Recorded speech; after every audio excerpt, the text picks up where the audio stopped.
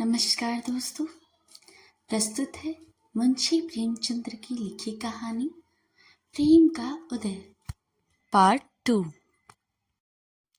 बंटी सारी रात भोंदू के इंतजार में उद्गिन रही। ज्यों-ज्यों रात बीतती रही उसकी शंका भी तीव्र हो जाती थी। आज ही उसके वास्तविक जीवन का आरंभ हुआ था और आज ही यह हाल। प्रातःकाल वह उठी तो अभी कुछ अंधेरा ही था। इस रक्त जगह से उसका चिन्ह और सारी देह अलसाई हुई थी। रह रहकर भीतर से एक लहर भी उठती थी। आंखें भर भर आती थी। सहसा किसी ने कहा, अरे बंटी, भोंदू रात पकड़ा गया। बंटी थाने पहुंची तो पसीने में तर थी और दम फूल रहा था। उसे भोंदू पर दया न थी बल्कि क्रोध आ रहा था। सारा जमाना यही काम करता है और चैन की बंसी बजाता है। उन्होंने कहते कहते हाथ भी लगाया तो चूके गई। नहीं सहूर था तो साफ कह देते, मुझसे ये काम ना होगा। मैं ये थोड़ा ही कहती कि आग में फंस दो। उसे देखते ही थानेदार ने धौंस जमाई। यही तो है भोंदुआ की औरत, इसे भी पकड़ लो। बंटी ने हेकड़ी जताई। हाँ हाँ पकड़ लो, यहाँ किसी से डरती नहीं। जब कोई काम ही नहीं करते तो डरे क्यों? अफसर और महातत सभी ने अनुरुक्त आंखें बंटी की ओर उठने लगी। भोंदू की तरफ से लोगों को दिल कुछ नर्म हो गए। उसे धूप से छाया में बिठा दिया गया। उसके दोनों हाथ पीछे बंधे हुए थे और धूल धूसरित काली देह पर जूतों और कोड़ों की रक्त में मार साफ नजर आ रही थी। उसने एक बार बंटी की ओर देखा, मानो कह रहा था, देखना कहीं इन लोगों के धोखे में ना आ जाना। थानेदार ने डांट बताई, जरा इसकी दीदा दलेरी तो देखो, जैसे देवी ही तो है। मगर इस फेर में ना रहना, यहाँ तुम लोगों की नस नस पहचानता हूं मैं। इतने कोड़े लगाऊंगा कि चमड़ी उड़ जाएगी। नहीं तो सीधे ही कबूल दो, सारा माल लौटा दो हमें, इसी में तुम्हारी खैरियत है। भोंदू ने बैठे बैठे कहा, क्या कबूल दे? जो देश को लूटते हैं उसे तो कोई नहीं बोलता। जो बेचारे अपनी गाड़ी कमाई की रोटी खाते हैं उनका गला काटने को पुलिस तैयार रहती है। हमारे पास किसी को नजर भेंट देने के लिए पैसे ही नहीं है। थानेदार ने कठोर स्वर से कहा, हाँ हाँ, जो कुछ कोर्ट कसर रह गई है वह भी पूरी कर दे। किरकिरी ना होने पाए, मगर इन बैठकबाजियों से बच नहीं सकते। अगर इकबाल ना किया तो 3 साल को तो जाओगे बेटा। मेरा क्या बिगड़ता है? अरे छोटे सिंह, जरा लाल मिर्च की धुनी तो दो इसे। कोठरी बंद करके पसेरी भर मिर्च सुलगा दो, अभी माल बरामद हुआ जाता है। भोंदू ने ढिंढाई से कहा, दरोगा जी, बोटी काट डालो लेकिन कुछ हाथ न लगेगा। तुमने मुझे रात भर पिटवाया है, मेरी एक एक हड्डी चूर हो गई है। कोई दूसरा होता अब तक सिधार गया होता। क्या तुम समझते हो कि आदमी को रुपए पैसे जान से ज्यादा प्यारे होते? जान ही के लिए तो आदमी सब तरह के कुकर्म करता है। धुनी सुलगा कर भी देख लो। दरोगा जी को अब विश्वास आया कि इस फौलाद को झुकाना मुश्किल है। भोंदू की मुखाकृति से शहीदों का सा आत्मसमर्पण झलक रहा था। यद्यपि उनके हुक्म की तालीम होने लगी। कांस्टेबलों ने भोंदू को एक कोठरी में बंद कर दिया। 2 आदमी मिर्च लाने दौड़े, लेकिन दरोगा की युद्ध नीति बदल गई थी। बंटी का हृदय शोक से फटा जाता था। वह जानती थी चोरी करके इकबाल कर लेना कंजर जाति की नीति में महान लज्जा की बात है। लेकिन क्या ये सचमुच मिर्च की धुनी सुलगा देंगे? इतना कठोर, इतना इनका हृदय। सालन भिगाड़ने में कभी मिर्च जल जाती है तो छींक और खांसियों के मारे दम निकलने लगता है। जब नाक के पास धुनी सुलगाई जाएगी तब तो प्राण ही निकल जाएंगे। उन्होंने जान पर खेलकर कहा, दरोगा जी, तुम समझते होंगे कि इन गरीबों की पीठ पर कोई नहीं है, लेकिन कह देती हूँ, हकीम से रखती रखती हाल कर दूंगी। भला चाहते हो तो इन्हें छोड़ दो, नहीं तो इसका हाल बुरा होगा। थानेदार ने मुस्कुरा कर कहा, तुझे क्या, वह मर जाएगा, किसी और के नीचे बैठ जाना। जो कुछ जमा जथा लाया होगा वो तेरे ही तो हाथ में होगा।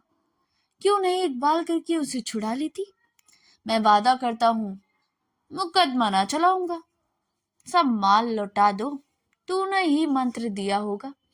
गुलाबी साड़ी, पान, खुशबूदार तेल के लिए तू ही ललच रही होगी। उसकी इतनी सासत हो रही है कि तू खड़ी देख रही है। शायद बंटी की अंतरात्मा को यह विश्वास न था कि लोग इतने अनुमानशील अत्याचार कर सकते हैं। लेकिन जब सचमुच धुनी सुलगाई दी गई, मिर्च की तीखी जहरीली झार फैली और बूंदों के खांसने की आवाजें कानों में आई, तो उसकी अंतरात्मा कातर हो उठी। उसका वह दुस्साहस छोटे रंग की भांति उड़ गया। उसने दरोगा जी के पांव पकड़ लिए और दीन भाव से बोली, मालिक, मुझ पर दया करो, मैं सब कुछ दे दूंगी। धूनी उसी वक्त हटा ली गई। भोंदू ने सशंक होकर पूछा, धूनी क्यों हटाते हो? एक चौकीदार ने कहा, तेरी औरत ने इकबाल कर लिया। भोंदू की नाक, आंख और मुंह से पानी जारी था। सिर चक्कर खा रहा था। गले की आवाज बंद सी हो गई थी और वह वाक्य सुनते ही सचेत हो गया। उसकी दोनों मुट्ठियां बंद गई और बोला, क्या कहा? कहा क्या? चोरी खुल गई। दरोगा जी माल बरामद करने गए हुए हैं। पहले ही इकबाल कर लिया होता तो क्यों इतनी सासत होती। भोंदू ने गरज कर कहा, वह झूठ बोलती है। वहां माल बरामद हो गया। तुम अभी अपने ही गा रहे हो। परंपरा की मर्यादा को अपने हाथ भंग होने की लज्जा से भोंदू का मस्तिष्क झुक गया। इस घोर अपमान के बाद अब उसे अपने जीवन, दया, घृणा और तिरस्कार, इन सभी की दशाओं से निखित जान पड़ता था। वह अपने समाज में पतित हो गया था। सहसा बंटी आकर खड़ी हो गई और कुछ कहना ही चाहती थी कि भोंदू का रौद्र मुद्रा देखकर उसकी जबान बंद हो गई। उसे देखते ही भोंदू की आहत मर्यादा किसी आहत सर्प की भांति तड़प उठी। उसे बंटी के अंगारों से तपती हुई लाल आंखों से देखा। उन आंखों में हिंसा की आग जल रही थी। बंटी सिर से पांव तक कांप उठी। वह उल्टे पांव वहां से भागी। किसी देवता के अग्निबाण के समान वे दोनों अंगारों सी आंखें उसके हृदय में चुभने लगी। थाने से निकलकर बंटी ने सोचा, अब कहाँ जाऊं? भोंदू उसके साथ होता तो वह पड़ोसियों के तिरस्कार भी सह लेती। इस दशा में उसके लिए घर जाना असंभव था। वे दोनों अंगारों सी आंखें उसके हृदय में चुभ जाती थी। लेकिन कल की सौभाग्य विभूतियों का मोह उसे डेरे की ओर खींचने लगा। शराब की बोतल अब भी भरी धारी थी। फ्योलड़ियां छीके पर हांडी में धारी थी। वह तीव्र लालसा जो मृत्यु को सम्मुख देखकर भी संसार के भोग पदार्थों की ओर मन को ललचाए मन कर देती है, उसे खींचकर डेरे की ओर चल ले गई। दोपहर हो गया। वह पहाड़ पर पहुंची तो सन्नाटा छाया हुआ था। अभी कुछ देर पहले जो स्थान जीवन का क्रीड़ा क्षेत्र बना हुआ था, बिल्कुल निर्जन हो गया। बिरादरी वालों के तिरस्कार का सबसे भयंकर रूप था। सभी ने उसे ताज्य समझ लिया, लेकिन उसकी सिर की उस निर्जनता में रोती खड़ी हुई। बंटी उसके अंदर पांव रखे तो उसके मन में कुछ वही दशा हुई जो अकेला घर देखकर किसी चोर की होती है। कौन कौन सी चीज समेटे उस कुटी में उसे रो रो कर 5 वर्ष काटे थे, पर आज उसे वही ममता हो रही थी जो किसी माता को अपने दुगने पुत्र को देखकर होती है, जो बरसों के बाद परदेश से लौटा हो। हवा से कुछ चीजें इधर उधर हो गई थी। उसने तुरंत उन्हें संभाल कर रखा। फुल्लौड़ियों की हांडी छीके पर कुछ ठंडी हो गई। शायद उस पर बिल्ली झपटी थी। उसने जल्दी ही हांडी उतार कर देखी। फुल्लौड़ियां अछूती थी। पान पर जो गीला कपड़ा लपेटा था वह सूख गया था। उसने तुरंत कपड़ा तय कर लिया। किसी के पांव की आहट पाकर उसका कलेजा धक धक सा हो गया। भोंदू आ रहा था। उसके वह दोनों अंगारों सी आंखें, उसके रोए खड़े हो गए।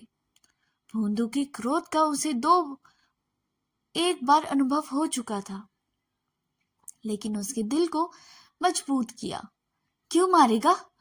कुछ कहेगा, कुछ पूछेगा, कुछ सवाल जवाब करेगा कि होंडी गंडा सा चला देगा, क्योंकि उसके साथ कोई बुराई नहीं है। आफत से उसकी जान बचाई मर्चा जान से प्यारी नहीं होती। भोंदू को होगी, उसे नहीं है। क्या इतनी सी बात के लिए वह उसकी जान ले लेगा? उसकी सिरकी के द्वार से झांका।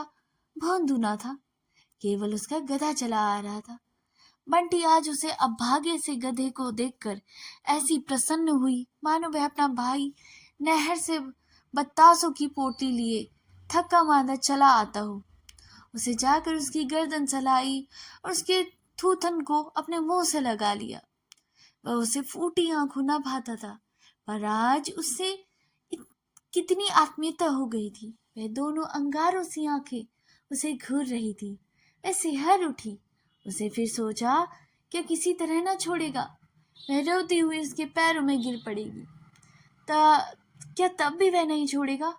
इन आंखों की वह कितनी सराहना किया करता था। इनमें आंसू बहते देखकर भी उसे दया न आएगी। बंटी ने चुक्कड़ में शराब उडेल कर पी ली और चीकी की फिल्लौड़ियां शराब उडेल कर पी ली। जब उसे मरना ही है तो साथ क्यों न रह जाए। वे दोनों अंगारों सी आंखें उसके सामने चमक रही थी। दूसरा चुक्कड़ भरा और पी गई। जहरीला ढर्रा जिसे दोपहर की गर्मी ने और भी घातक बना दिया था, देखते देखते उसके मस्तिष्क को खौलाने लगा। बोतल आधी हो गई। उसने सोचा, भोंदू कहेगा तूने इतनी दारू क्यों पी? तो क्या वह कहेगी? कह देगी हाँ पी, क्यों ना पिए। इसी के लिए तो वह सब कुछ हुआ। वह एक बूंद भी ना छोड़ेगी। जो होना हो। भोंदू उसे मार नहीं सकता, इतना निर्दय नहीं है। कितना कायर भी नहीं कि उसे फिर चुक्कड़ भरा और पी गई। 5 वर्ष के वैवाहिक जीवन के अति स्मृतियों उसकी आंखों के सामने खिंच गई। सैकड़ों ही बार दोनों में गृहस्थ युद्ध हुए। आज बंटी को हर बार अपनी जाति मालूम हो रही थी। बेचारा जो कुछ कमाता था उसी के हाथों पे रख देता है। उसी के लिए कभी एक पैसे के लिए हाथ तंबाकू भी लेता है और उसी से पैसे मांगता है। भोर से सांझ तक बन फिरा ही तो करता है। जो काम उसी से नहीं करता वह कैसे करे। यह कयाक एक कांस्टेबल ने आकर कहा, अरे बंटी कहाँ है? चल देख, भोंदुआ का हाल बेहाल हो रहा है। अभी तक तो ये चुपचाप बैठा था, फिर ना जाने क्या जी में आया कि एक पत्थर पर अपना सर पटक दिया। लहू बह रहा है। अगर हम लोग दौड़कर पकड़ ना लेते तो जान ही दे दी थी। 1 महीना बीत गया। संध्या का समय था। काली काली घटाई छाई थी और मूसलाधार वर्षा हो रही थी। भोंदू की सिरकी अब भी निर्जन स्थान पर खड़ी थी। भोंदू खटोली पर पड़ा हुआ था। उसका चेहरा पीला पड़ गया और देह जैसे सूख गई। वह सशंक आंखों से वर्षा की ओर देखता है। चाहता है उठकर बाहर देखूं, पर उठा नहीं जाता। बंटी सिर पर घास का एक बोझ लिए पानी में लथपथ आती दिखलाई दी। वही गुलाबी साड़ी है, पर तार तार, किंतु उसका चेहरा प्रसन्न है। विषाद और ग्लानि के बदले आंखों से अनुराग टपक रहा है। गति में वह चपलता, आंखों में वह सजीवता जो चित्त की शांति का चिन्ह है। भोंदू ने क्षीण स्वर में कहा, तू इतना भीग रही है, कहीं बीमार ना पड़ जाए। तो क्या एक घूंट पानी देने वाला भी ना रहेगा? मैं कहता हूं तू इतना क्यों मरती है? 2 गट्टे तो बेच चुकी है, तीसरा गट्टा लाने का काम क्या था? वह हांडी में क्या लाई है? बंटी ने हांडी को छुपाते हुए कहा, कुछ तो नहीं है, कैसी हांडी? भोंदू जोर लगाकर खटोली से उठा, अंचल के नीचे छिपी हुई हांडी खोल दी और उसके भीतर नजर डालकर बोला, अभी लौटा, नहीं तो मैं हांडी फोड़ दूंगा। बंटी ने धोती से पानी निचोड़ते हुए कहा, जरा आईने में सूरत तो देखो, घी दूध कुछ ना मिलेगा तो कैसे उठोगे कि सदा घाट पर सोने का ही विचार है? भोंदू ने खटोली पर लेटते हुए कहा, अपने लिए तो एक साड़ी नहीं लाई, कितना कह के हार गया, मेरे लिए घी और दूध सब चाहिए, मैं घी ना खाऊंगा। बंटी ने मुस्कुराकर कहा, इसलिए तो घी खिलाती हूँ कि तुम जल्दी ही काम धंधा करने लगो और मेरे लिए साड़ी लेकर आओ। भोंदू ने मुस्कुराकर कहा, तो आज जाकर कहीं सेंधा मारूं। बंटी ने उसके गाल पर एक कठोर देखकर कहा, पहले मेरा गला काट देना, तब जाना। अगर आपको स्टोरी अच्छी लगी हो तो इसे लाइक, सब्सक्राइब और शेयर करना ना भूलिएगा।